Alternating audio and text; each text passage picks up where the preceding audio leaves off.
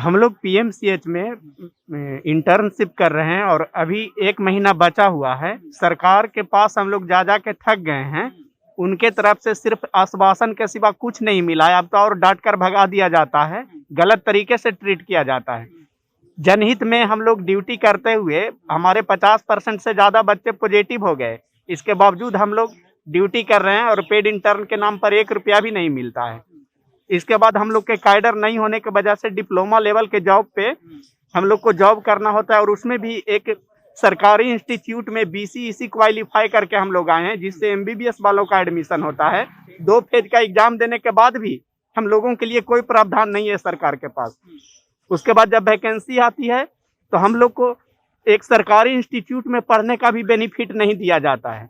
बहुत तरह का प्रॉब्लम है। पेड इंटर्नशिप नहीं मिला है हम लोग को, कैडर नहीं मिला। जब आप लोग इंटर्नशिप कर रहे थे तो आपको कहा गया था कि आपको इंटर्नशिप में पेड मिलेगा, पैसा मिलेगा? जी जी बिल्कुल कहा गया था। मंगल पांडे से जब हम लोग मिलते थे तो वो भी बोले थे कि घबराने की जरूरत नहीं है, तुम लोग के ऊपर मेरा पूरा डिपार्टमेंट का नजर है, अच्छे से ड्यूटी करो, अच्छे से पढ़ाई करो। और सबसे बड़ी बात है कि तुम लोग सरकारी इंस्टीट्यूट में एक ऑर्गेनाइज्ड प्रेस्टिजियस एग्जाम दे के आए हो, इसलिए घबराने की जरूरत नहीं है। प्राइवेट कॉलेज में जो बच्चे पढ़ते हैं उनके तुलना में तुम यहाँ कंपटीशन क्वालिफाई करके आए हो, इसलिए न पेड इंटर्न के लिए घबराओ न रोजगार के लिए घबराओ। लेकिन हम लोग के पास आज ऐसी स्थिति आ गई है कि कहीं से भी किसी भी तरह का कोई लाभ का स्थिति नहीं है। कितने महीने काम किए हैं पीएमसीएच में अभी तक? 5 महीना पूरा कर चुके हैं हम लोग। 6ठे महीने में हम लोग कुछ दिन और ड्यूटी कर लिए हैं। ये प्रूफ है। आपका नाम बबलू कुमार शाह है? नहीं नहीं, चलिए, बबलू कुमार शाह जो ये 5-6 महीने काम कर चुके हैं, लेकिन आपको पैसा नहीं मिला इस काम का? बिल्कुल 1 रुपया भी नहीं मिला है। और मंगल पांडे सर के पास 1 बार नहीं 50 बार दौड़े होंगे। क्या बोलते हैं स्वास्थ्य मंत्री? 10 दिन में बस जो सरकार का डीलिंग पैतरा रहता है वही 5 दिन में नोटिफिकेशन आएगा, 10 दिन में नोटिफिकेशन आएगा। एकदम इतना बेवकूफ बना के रखे हैं ना हमारे पूरे डिपार्टमेंट को कि कुछ कह नहीं सकते हैं। बहुत ज्यादा ठगा महसूस कर रहे हैं सर। हम लोग के लिए मंगल पांडे सर एक बार भी नहीं सोच रहे हैं। जो काम, जैसे हम लोग रेडियोलॉजी डिपार्टमेंट से हैं तो एचआरसीटी कोरोना काल में हुआ, जैसे आरटीपीसीआर हुआ, जो कोरोना का मूलभूत पहचान करवाता है टेस्ट, वो टेस्ट करने के बावजूद हम लोग पॉजिटिव होने के बावजूद अपना जनहित में सेवा किए। लेकिन सर जी सर हम लोग के पास प्रूफ है। 60 लड़के में से 30 लड़के पॉजिटिव हुए हैं और अपने बाबूजी के पैसा से इलाज करवाए हैं। सरकार के तरफ से कोई ना मुआवजा मिला है, ना कोई स्टाइपेंड मिला है, ना कोई प्रोत्साहन राशि मिला है। हम लोग सर वही एग्जाम पास करके आते हैं जिससे एमबीबीएस, बीडीएस, फिजियोथेरेपी सब। क्या बोला जाता है? हम लोग को बैचलर पैरामेडिकल रेडियो टेक्नोलॉजिस्ट बोला जाता है जी। ओटी टेक्नोलॉजिस्ट, रेडियो टेक्नोलॉजिस्ट बोला जाता है। हम लोग का सरकार 2012 से राज्यपाल के आदेश से कोर्स हुआ था स्टार्ट, लेकिन आज तक सरकार कोई भी कोर्स करवाती है तो उसको बताया जाता है कि भविष्य में तुम लोग का कौन सा पोस्ट दिया जाएगा, क्या कैडर है, क्या नियमावली है। लेकिन बिना कोई चीज गठन किए हुए, बिना कोई चीज अप्रूवल लिए हुए सरकार बार बार एडमिशन लिए जा रही है और बच्चे का भविष्य अधर में लटकाया जा रहा है। 600 बच्चे का 1200 एडमिशन है, 600 पास आउट हो गया। 600 बच्चे का भविष्य अभी रोड पे है। 600 बच्चे जो है वो अभी इंटर्न कर रहे हैं लेकिन उनको पैसा नहीं मिला। 600 नहीं, 120 बच्चे कर रहे हैं और इसमें से 400 बच्चे कर चुके हैं लेकिन उनको कुछ नहीं मिला, अभी तक रोड पे घूम रहे हैं। जो 400 बच्चे इंटर्न करके पास, मतलब इंटर्न कर लिए, पूरा अपना इंटर्नशिप पूरा कर लिए, उसके बाद उनको नौकरी नहीं मिली। कोई नौकरी नहीं। बोल तो रहे हैं कि हम लोग के लिए कोई पोस्ट ही नहीं, ना कोई कैडर निर्धारित किया गया है। सरकार कोई भी कोर्स स्टार्ट करती है तो उसका पहले नियमावली बना लेती है।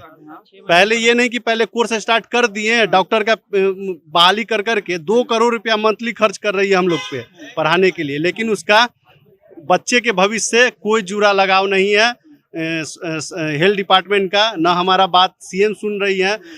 हम लोग हर एक मंत्री के पास अपना ज्ञापन दे चुके हैं और 200 बार लेटर पे लेटर दे चुके हैं, लेकिन अभी तक पता कोई न्याय नहीं मिला आपको। ये बोल रहे हैं तेजस्वी यादव के पास पहुंचे हैं, अभी उनके आवास से पहुंचे हैं, क्या कुछ मांगे? उनको लगता है न्याय दिलवा पाएंगे तेजस्वी यादव जी?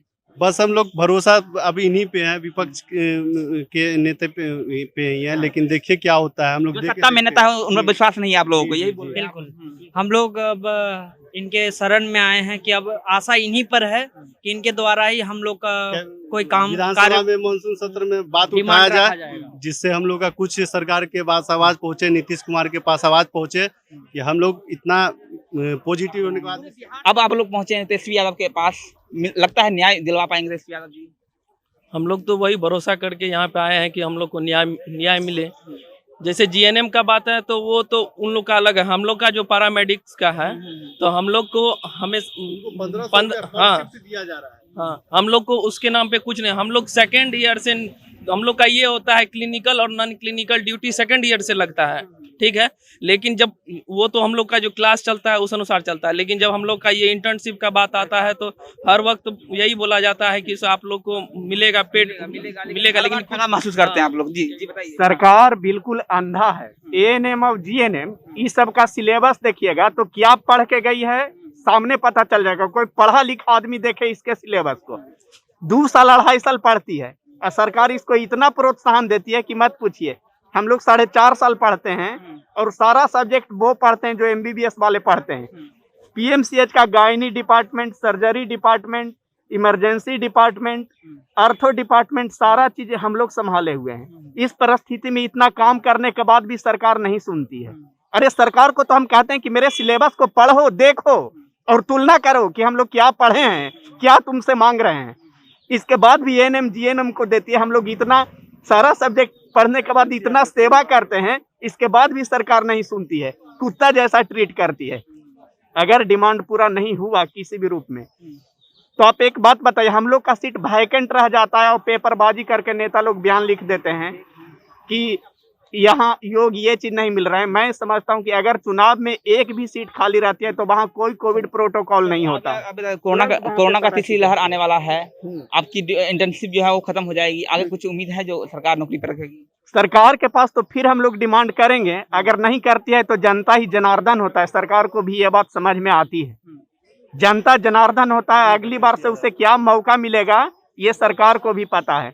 और रही बात कोविड काल की, तो जैसे ही वहाँ हम लोग ड्यूटी जाते हैं, डेली 50 किट 100 किट एक एक बच्चे मेरे करते हैं, एक एक साथी मेरा करते हैं, कितने पॉजिटिव हो जाते हैं।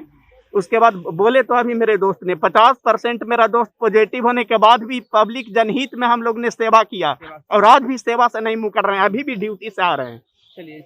लेकिन सेवा का फल जो है आपको नहीं, सेवा का फल नहीं मिल रहा। नहीं, सरकार मेरे दर्द को सुनती ही नहीं है, निकम्मे सरकार है। अगर इसमें थोड़ा सा भी मर्दानगी और मानवता होता तो मेरे लिए सोचती। 2 करोड़ रुपया हम लोग के पढ़ाने के ऊपर सरकार खर्च करती है महीने में, लेकिन किसके ऊपर खर्च करती है उन लोग को भी पता है। हम लोग को इतना दिन से पढ़ाया जा रहा है, एक सरकारी कंपटीशन क्वालिफाई करके आए, क्या सरकार के कान में जू तक नहीं रेंगती है? कम से कम मेरा बात तो पूरा सुने। मंगल पांडे पूरा बात भी नहीं सुन पाते हैं और वो चले जाते हैं। मैं उनसे कहता हूँ कुछ नहीं, आप मेरा पूरा बात को तो सुनिए, लेकिन बरगलाने के सिवा आज तक वो कुछ सीखे नहीं है। अब देखना ये होगा कि नेता प्रतिपक्ष तेजस्वी यादव इन लोगों से मिलकर क्या कुछ कहते हैं, लेकिन जो हालत है बिहार की स्वास्थ्य व्यवस्था की वो कहीं ना कहीं चरमरा गई है और जो स्वास्थ्य विभाग में काम कर रहे कर्मचारी होते हैं उनकी भी हालत दयनीय हो गई है। लगातार स्वास्थ्य मंत्री के पास ये लोग गुहार लगा रहे हैं लेकिन कोई सुनने वाला इनका नहीं है। अब देखते हैं तेजस्वी यादव से मिलकर ये लोग क्या कुछ करते हैं, तेजस्वी यादव इनको मिलने के बाद क्या कुछ आश्वासन देते हैं। बने रहिए हमारे साथ। मेरा नाम वरुण झा है, आप जनता देख रहे थे। बहुत बहुत धन्यवाद।